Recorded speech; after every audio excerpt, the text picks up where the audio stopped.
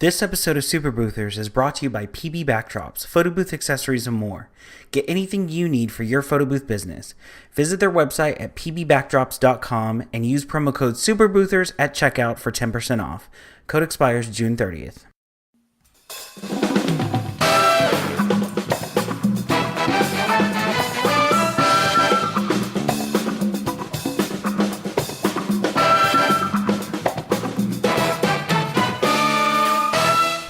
Hello and welcome to Super Boothers. I'm Ryan. And I'm Ismail. And we were seriously just laughing at each other right now. We record separately and we're Skyping, and I was dancing to the music and I'm trying so hard not to laugh. He's got some moves. I gotta say.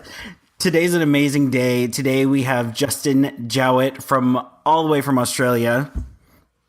G'day, Justin, guys. how are you? Down under. Great to be here. No, thank you, mate. Doing really well. It's first thing in the morning, 9 o'clock in the morning. So I've just sat down in the office. Couldn't think of a better way to start the day than having a podcast with you guys. I want to hold a koala when I'm down there. You come down here, we'll organise that for you. Perfect. So I'm actually coming down to Australia in January for BoothCon, which is one of Justin's many things. He's so unaccomplished, I'm telling you. I don't know what he does with his time all day. He has BoothCon, he has Photo Booth Finder for Australia and the US. Seriously, I couldn't keep up with you, and I'm busy myself. Yeah, it's all right. I can't keep up with me either, mate. I don't know how I get things done during the day, but as we all know, you've just got to keep trucking through. And so many great things to work on. So it's a great industry to be part of. Absolutely. So let's get right to it. So we were kind of talking about how, I guess, you really had some great things. And one of the biggest things was, defining your market and targeting your market. And, what are your thoughts on that? Absolutely. I think it's one of the biggest bugbears for the average boother who gets into this, particularly if they've got no experience running a business, certainly no experience in marketing before. They find themselves, spending money on advertising. They know they've got to advertise and market their business, but they're not doing it effectively. And what they are effectively doing is throwing away a lot of money because they're not targeting their target market with those ads and their marketing and their branding. So I think there's a better way and maybe some guidance that we can hopefully impart on them today to help them define who their market is and therefore how to reach them better. So in the US, we have Yellow Pages, and I'm pretty sure that may be the only thing that I'm in. Oh, really? No, I'm totally kidding. No, but I think that was one mistake I think that I made very much early on is I spent money to be in every magazine. I did all the local magazines. I did The Knot. I did Wedding Wire when they first came out. I mean, I can't tell you how much money I spent every month on that stuff. I can imagine, and I've been there. I was an operator for 5 years myself. I know exactly, that bugbear, that pain. I mean, it's so hard to earn the money, and when you watch it sort of just flitter out the door as you throw money, good money after bad, it's heartbreaking because you're thinking, well, what am I doing wrong? And unfortunately, I think, we all fall into that trap. What advice do you have in okay, I'm starting out. Where should I put my ad dollars? Well, firstly, before you even start advertising, and this is where I think people go wrong, is that they think, oh, I'll just buy a couple of booths, one or two, and I'll set up a website, and then I'll just target everyone that wants a photo booth. And therein lies the problem. What people need to get clear on is, who are they targeting? Who is their target market? Because gone are the days of just having a booth and being the only operator in town, and therefore just attracting everybody. We now have a market that is fairly saturated with options for the public, which is awesome. But it also makes it hard to stand out above all the noise of everybody that's around you. So you've got to get clear on who it is that you want to attract and who is part of your tribe. Everybody innately has a tribe, people that they sort of steer towards. And I think we all need to get clear on our message and which tribe we're offering a service to, whether that's weddings, parties, and even within those categories, we have to get very clear on exactly what types of weddings and what types of general events and parties we're targeting. I was going to jump in and say that from a personal standpoint, I'm very excited to learn because our photo booth rental business isn't really targeted. So I'm looking to learn personally from this episode. But before we dig into it, you mentioned you were an operator for a while. Can you tell us about how that experience was? Are you still an operator? If not, why'd you stop? I'd like to hear about that. Yeah, absolutely, Ismail. Yeah, certainly. So in about 2009, which was very much the infancy of the photo booth industry in Australia, I had a good friend in another city who had started a photo booth business, and it had taken off for him. He was one of the very first in our country back in 2007, and he just said, "Look, I've got this great business. I think you should do it in your city." And that's how I got into it. And I was part of a franchise model for nearly 5 years. So I had his assistance. He was, leading the marketing and everything.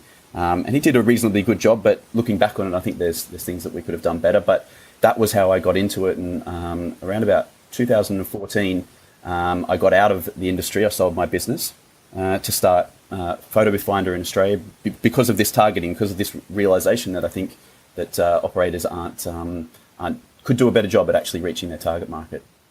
My target market is people who pay me money. That's the element of the day. Absolutely. So let's say I'm starting out. What is a good target market? Where should I start out?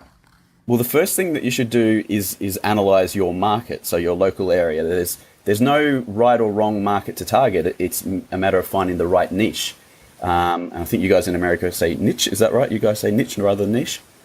I say niche. You say niche? I say niche too. I've heard both over there, so I'm always a bit confused. Yeah. Cool. All right, cool. We'll stick with niche. Sorry to anyone who says niche. Oh my God, we're so Australian.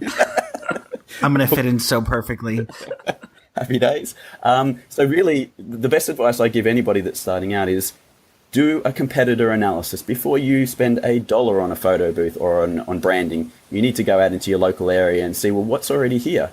And then once you've got a good overview of what's already there, if there's loads of companies doing middle of the road parties, sort of your $500 to $700 mark general parties, well, then you don't want to get into that market. If there's hardly anyone doing corporate, you might consider that, although that is a very hard market. The money's there, but it's a very hard market. But it's a matter of finding where the gaps are in your local market and then going in strong with a clear message and filling that market.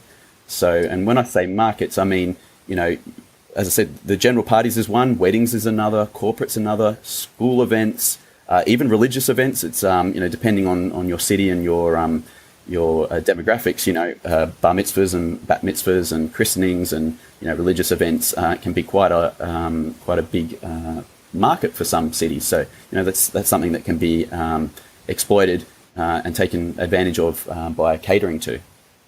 One thing that you mentioned that I think is important, not only for new people, but also very much experienced people. One of the things I think everyone should do is really reevaluate, maybe like every 18 months or so, what people are charging in your area. Go online, find out, what people, and not in a sleazy way. I mean, don't send out a fake email or anything saying, hey, I want to book an event. But if they have their events or if they have their pricing posted, absolutely start a little spreadsheet, write it down how much they're charging for a 3-hour event, 4-hour event, and what's included, and just kind of keep yourself, comparable to everyone else. Absolutely, Ryan. I mean, you've got to have your finger on the pulse. You don't need to be looking at your business, your competitors all the time, because it will actually drive you crazy and do your head in. But a touch point every 12 to 18 months is a great idea and a great way of just testing the market, particularly if you see, changes. If you've been getting, whatever, 30, 40 inquiries a month and suddenly that drops off, well, you might think to yourself, hey, what's causing this? And if you do a little quick competitor analysis, you might find that somebody has entered into your niche and now you've got a really head-to-head competitor. And then you need to be a little bit more mindful of your next move.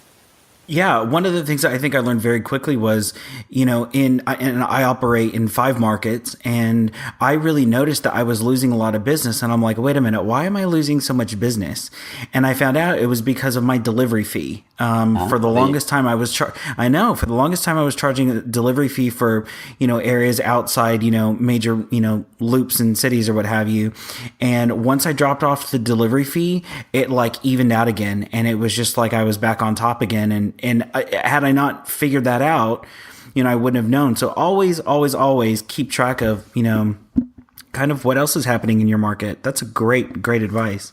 Definitely, guys. Yep, definitely. A good takeaway for everybody. Finger on the pulse. It's really important. And just to clarify, Justin, it's funny because when I was at the expo in Vegas recently and speaking to a lot of fellow boothers, they seem to understand the importance of targeting their marketing, like having specific landing pages for weddings versus corporate events. So just to clarify your advice, are you saying that it's okay to be a general photo booth company as long as you have targeted marketing, or are you saying to target your entire business towards one niche? Both. So I think there's no right or wrong way. Again, it comes down to what your local market is like. But there's no good being targeting everybody all the time. So if you are going to be a general photo booth operator, there's nothing wrong with that. But then you do have to go to the effort of creating those landing pages and treating everybody as sort of individual markets. And when you do go out to actually do advertising and marketing, rather than try and put an ad that you want to appeal to everybody, to weddings, parties, everything, as they say, you're actually better off than creating specific, 3 or 4 ads that target each of those markets individually. And that's why, in a way, being a general operator is actually a harder thing, because you've got to be over all your little mini markets and attracting equal shares of them all if you want to continue to be attracting all those general markets. Whereas if you are a defined operator, as in you only look after, let's say you call yourself LGBT booths, and all you do is LGBT events. So you've targeted yourself, your business is branded accordingly. You go after the LGBT market. What are you insinuating? I'm not insinuating anything. I'm super offended. I just think there's a market for it everywhere, down under and over. That is not a joke, people. Down under is not a joke. It's definitely not a joke. Come down and find out. We're all serious people down here. I'm surprised. I'm surprised you remembered Photo Booth Expo.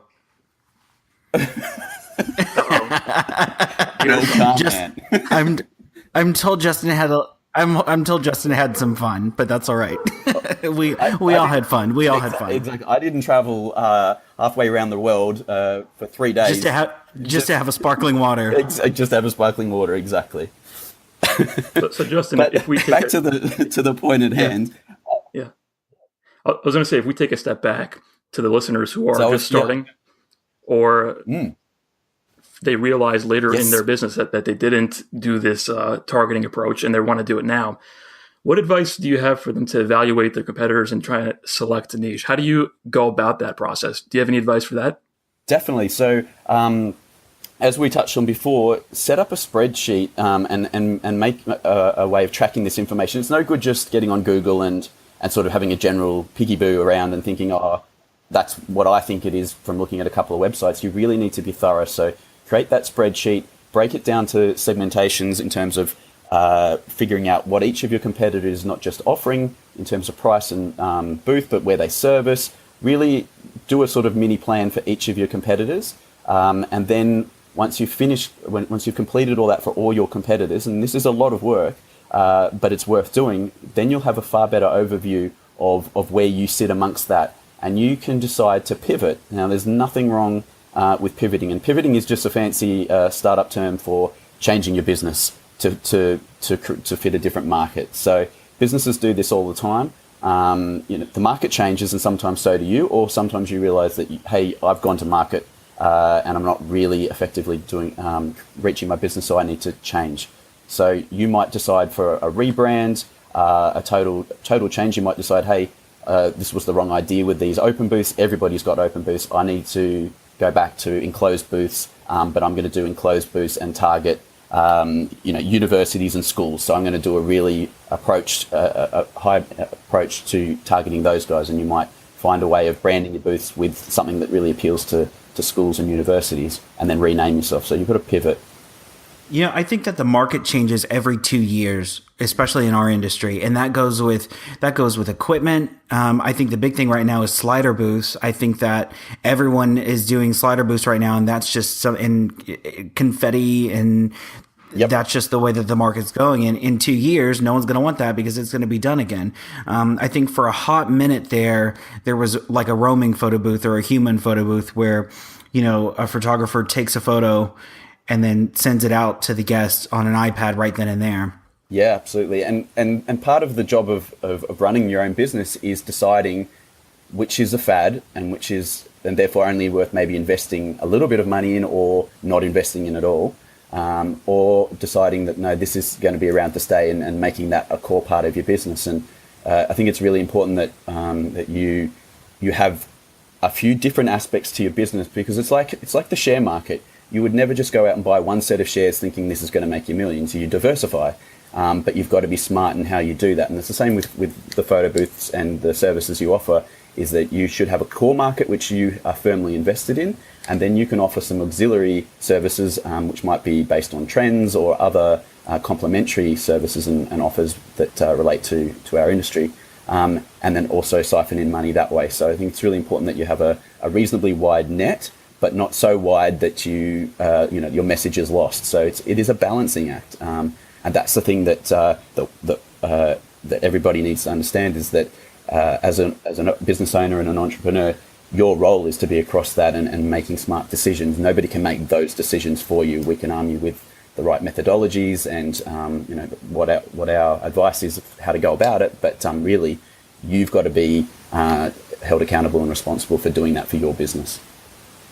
Hey, Justin, you mentioned pivoting being a term in the startup world, and one other term that I've come across a lot when talking about niches and targeting your market is avatars. Oftentimes businesses create avatars to kind of help them target a market. Yes. Is that something that you advise as well? And how does that fit into like a photo booth business? How do you suggest to fit that in? Absolutely, so important. And this comes back again to, once you've figured out who your market is, then you can go and create these avatars. Now, for anyone who doesn't know that's listening, an avatar is just a fancy word of saying what your ideal client looks like. And you can give these avatars a name. So, for instance, if you were targeting like Rich Bobby weddings as one of your core target markets, like Rich Bobby. Yeah, Wealthy Annie, Rich What's Bobby. That? How about just a rich guy that's willing to pay you a lot of money for your event? Oh, okay. Yep. Now, yeah, exactly.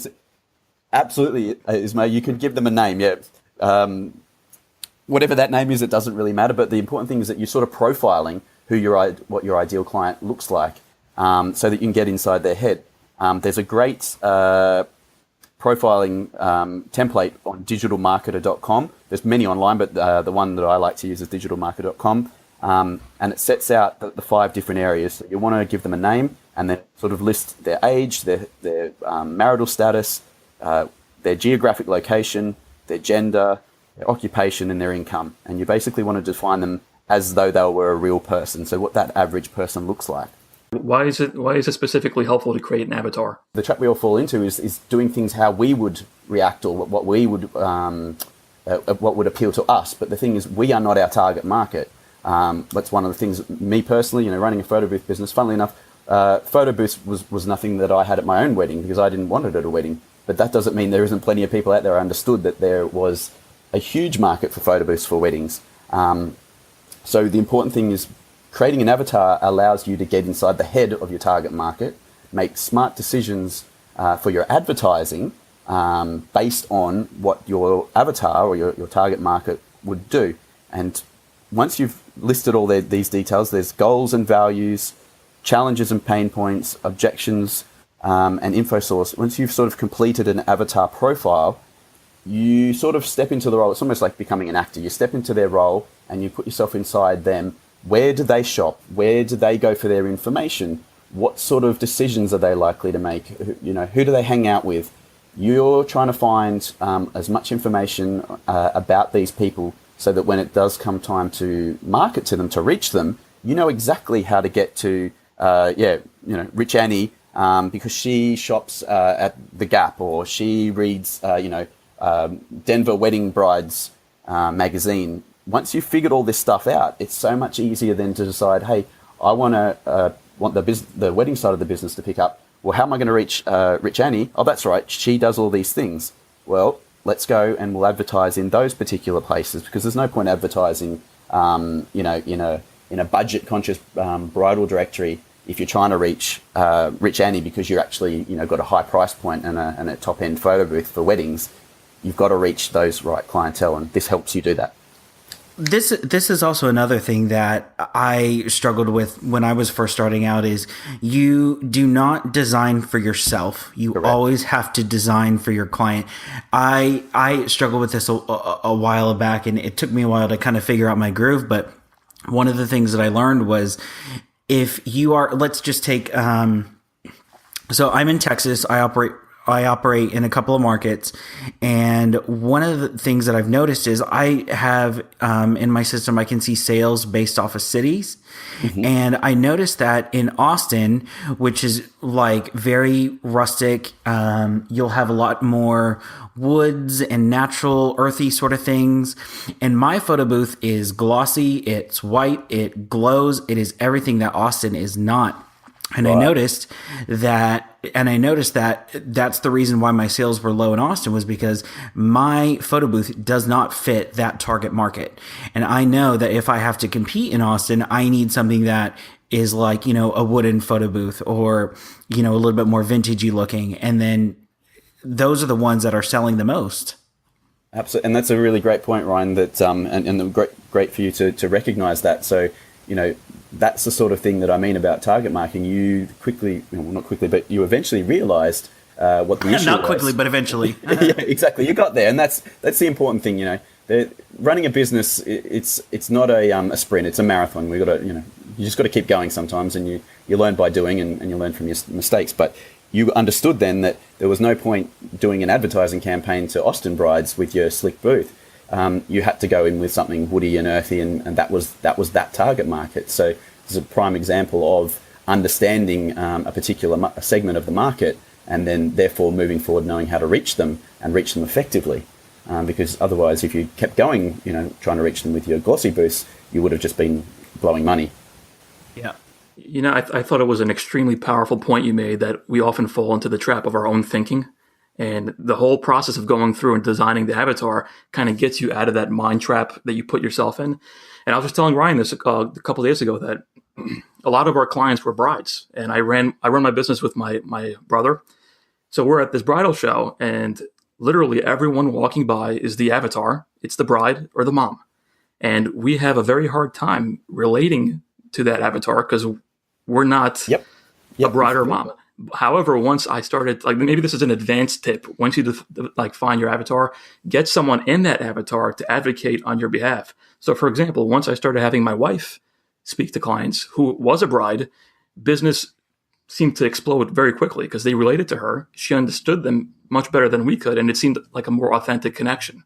Such a good point, Ismail. And being guys, it's easy for us just to although we try to relate to women, at the end of the day, the smarter decision really is to step back and let our wives step in and be that person, because, when it comes to weddings and things like that, nobody really understands a wedding the way a bride does when she's talking to, a future or past bride. And that alone was probably the difference, clearly the difference from getting you guys the business, because, target market, reaching and being able to converse with like for like, it creates such a positive outcome and a positive force. It's clearly visible. Well, girl, I don't got that problem. Well, yeah, and that's the good thing. It's not just gender. It's it's obviously there's more to it than this, but trying to keep. No, absolutely. Well, no. Well, this is the thing. So, I whenever I did flowers, it's what I do for work. It's not what, I enjoyed it a little bit, but it's not, at the end of the day, it's still work. But whenever I was in front of a mom or a bride, if you can get me in front of a mom or a bride, I will have a check within 2 weeks, guaranteed.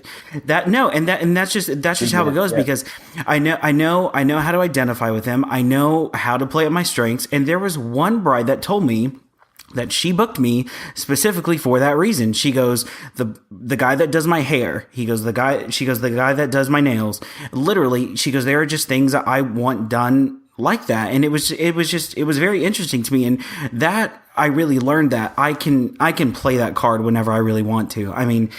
And again, I turn it on and off, and it's just for work. But if you have an advantage, absolutely use it. I don't care. I will wear the glitteriest jacket if it's going to book me money.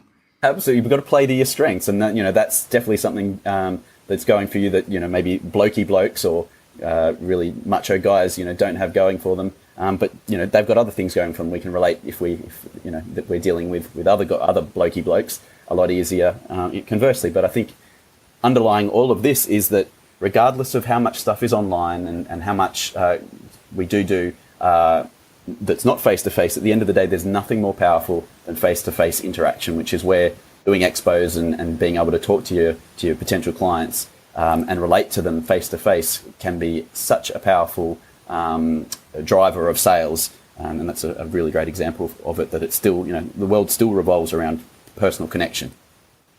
And that's the thing I think with websites is you also have to make sure that your website plays to those strengths as well, and that you are speaking to whoever your client is. Right now, I think back whenever I started doing weddings about 14 years ago, back in that day, you could sell anything to a bride and they wouldn't know the difference. And then I noticed a shift about another 5 years after that, and you had brides that would come in and say, well, what kind of LED lights do you use?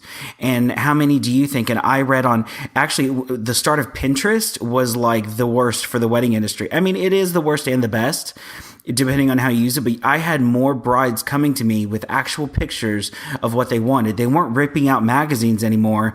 They were putting boards on Pinterest. And then and then right now the market is changing towards, now everyone is having to market towards millennials because they're the ones about to get married right now. And they're the ones that you have to speak to. So right now, I think maybe like 2 days ago, I booked a sorority event. I said the word texting. The photo booth can text. No one else that they talked to could do that. And they were all up on it just because that particular feature spoke to them and their generation. Absolutely. And this goes back to, I think, what I touched on at the start of the conversation about we're all part of tribes. And despite how much civilization has advanced, at our core, we all still feel connected to tribes. And whilst we're not, sitting around a campfire anymore as a tribe, we still relate to certain, other parts of society, whether it's to do with music or fashion or whatever it might be, or interests. Those tribes, they resonate. And that's a great point there, Ryan, that you've got to, with everything you do, with your marketing, your branding, your website, your language, the words you use, how you convey that, your imagery, it all has to speak to those target markets and speak to them on their level. And that's how you reach them.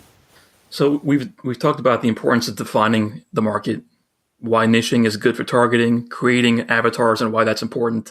How do you advise doing what you just said, aligning your branding, your website to your target market? And what do you tell the boothers that are not experienced with this and concerned that they're turning people away?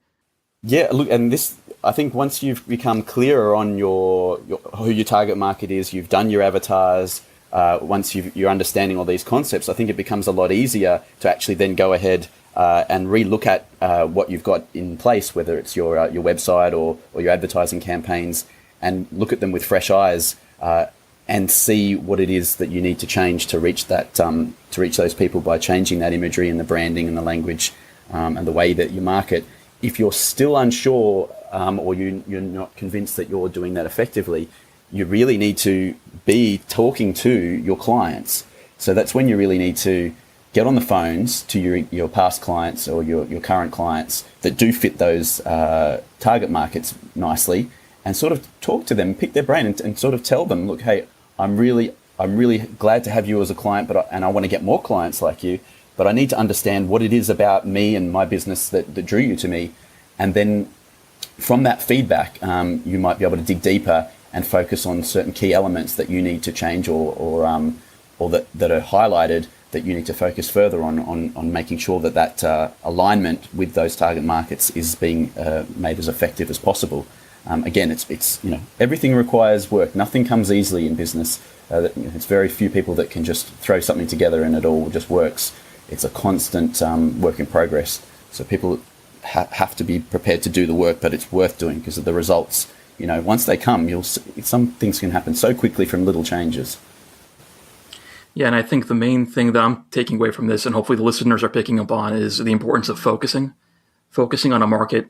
Even what you just said about talking to your clients and finding out why they decided to work with you, and focusing on that strength, doubling down on your strengths, and kind of, ironically, and maybe not what you'd expect, the more you focus and the more you drill down into a certain niche and focus on your strengths, the better your business ends up doing. Absolutely, Ismail. Yeah, the clearer you get, the clearer your message gets, the easier it is to reach your target, the louder they hear your message, the more likely they are to book you. And that's, why we're doing this at the end of the day. We want clients.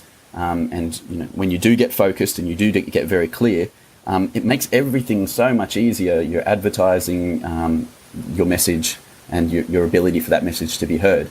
But the harder part is just doing the process. You've got to go through the process to get there.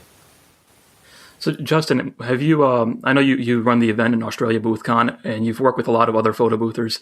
Have you run into people having issues with like the psychology and the mindset behind like really targeting their business into one segment, or do you think it's something that's easy for people to do? I have a hunch that it's probably difficult for people to really turn away other segments of their business and focus on one area. Yeah, absolutely. Especially new boothers, we've got, you go into there thinking, I just want all the business. I just want to grow my business, and I'll take anyone and everyone, and I'll drop my price, and I'll offer this, and I'll give away that. You get into that mindset of just gimme, and take, and I'll do everything and anything. And it's a very hard change in mindset to decide to sit back and say, hey, actually, no, you're not who I'm after. I won't take your booking, or I'm not going to go down that avenue. I'm not going to give you $100 off just to get your business.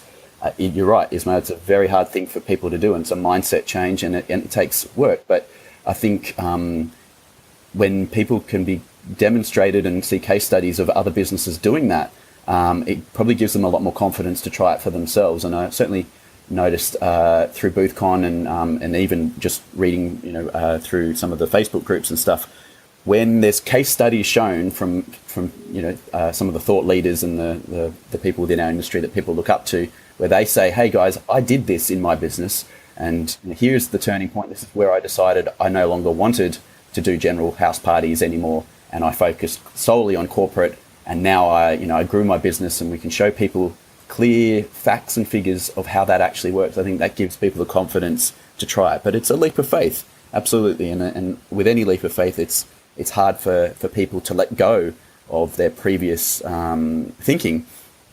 But I've very rarely seen anyone who's done it when they've done it properly that have failed. If you've set everything up right and you make smart decisions and you know exactly how to pivot and how to change your business, there's a better than average chance that you're going to succeed. But you do have to go in there with a lot of confidence and some faith as well.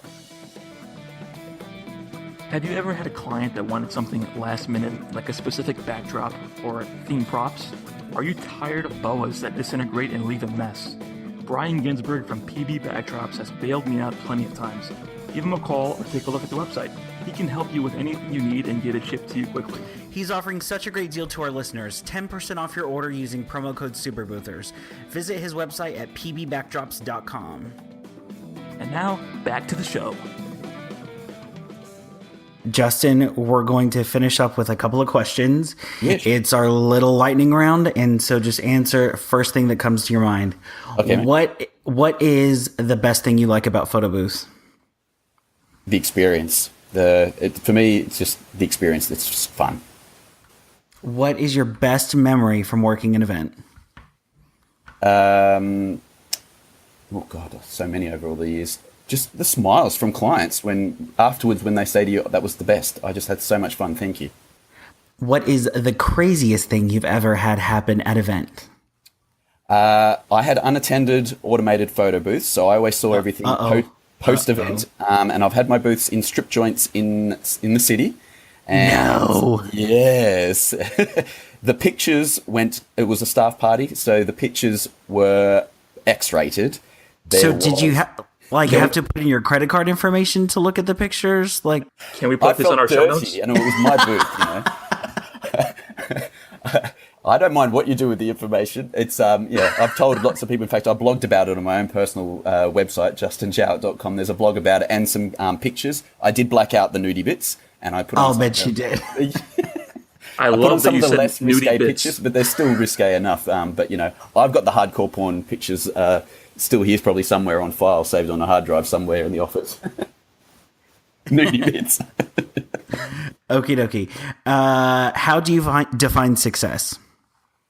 It's not by money. For me, it's by accomplishment. So setting a goal and achieving it.